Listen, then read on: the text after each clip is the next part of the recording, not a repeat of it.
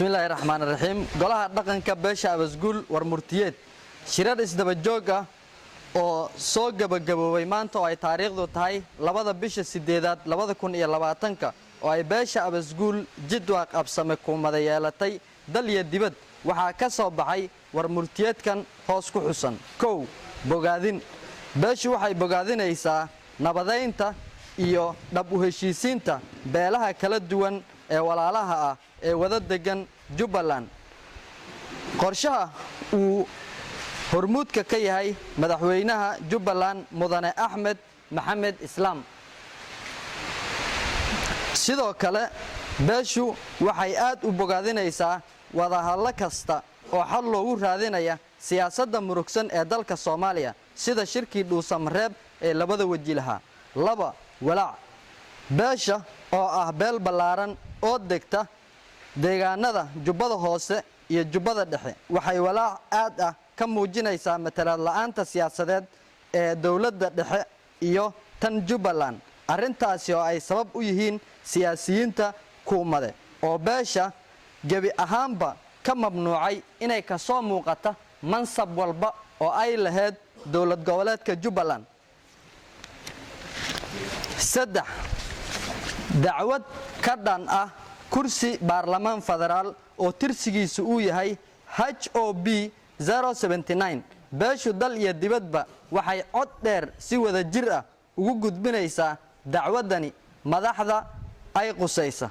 ku madaxweynaha dawladda federaalka Soomaaliya mudane Maxamed Cabdullaahi Farmaajo ku gudoomiyaha golaha shacabka dawladda federaalka Soomaaliya mudane Maxamed Mursal Sheekh Cabdiraxmaan ku gudoomiyaha aqalka sare dawladda federaalka Soomaaliya mudane Cabdi Xaanshe Cabdullaahi ku kusimaha ra'iisul wasaaraha Soomaaliya mudane Mahdi Maxamed Guuleed ku gudoomiyaha maxkamadda sare Abukaate Baashe Yuusuf Axmed ku guddiga xalinta khilaafaadka baarlamaanka federaalka Soomaaliya ku gudoomiyaha guddiga madaxa bannaan ee doorashooyinka qaranka Marwa Xaliima Ismaaciil ku madaxweynaha maamul goboleedka Jubbaland mudane Axmed Maxamed Islaam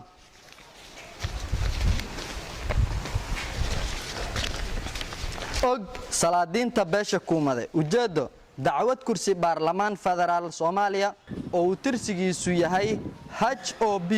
079 annagoo ah hoggaanka dhaqanka aqoon-yahanada siyaasiyiinta waxgaradka haweenka iyo dhalinyarada beesha abasguul ee jidwaaq absame kuumade waxaan halkani ku soo gudbinaynaa dacwad taasoo ah in kursigii beeshu ku lahayd golaha shacabka Soomaaliya ay si xaq darro ah iyo musuqmaasuqa u dhaceen siyaasiyiin ku abtirsada beesha maqaabul ogaadeen absame kuumade oo aan walaalahanahay iyadoo la wada og yahay shirweynihii ka dhacay magaalada Dobley taariikhdu markay ahayd 1994 laguna heshiiyay in absame wax u kala qaata A iyo B oo kala ah qaabka hoos ku xusan A Maxamed Subeer Bartire iyo Cowlahan B Abasguul Bahgari Talamuge Maqaabul kadib waxaa dhacday in Soomaalida shir loogu qabtay dalka Djibouti magaalada Carta laguna soo dhisay dawladii TFG-ga saamiga absame waxa uu ahaa markaa 11 kursi baarlamaan oo loo kala helay Maxamed Subeer wuxuu helay 3 kursi baarlamaan 2 Cowlahan wuxuu helay 2 kursi baarlamaan 3 Bartire wuxuu helay 2 kursi baarlamaan 4 Maqaabul wuxuu helay 1 kursi baarlamaan 5 Abasguul wuxuu helay 1 kursi baarlamaan 6 Bahgari waxay heshay 1 kursi baarlamaan 7 Talamuga wuxuu helay 1 kursi baarlamaan sidaasi waxay xubnaha baarlamaanka ee absame ku noqdeen 11 halka ay sarta ka qurantay waxa weeye dawladii lagu soo dhisay magaalada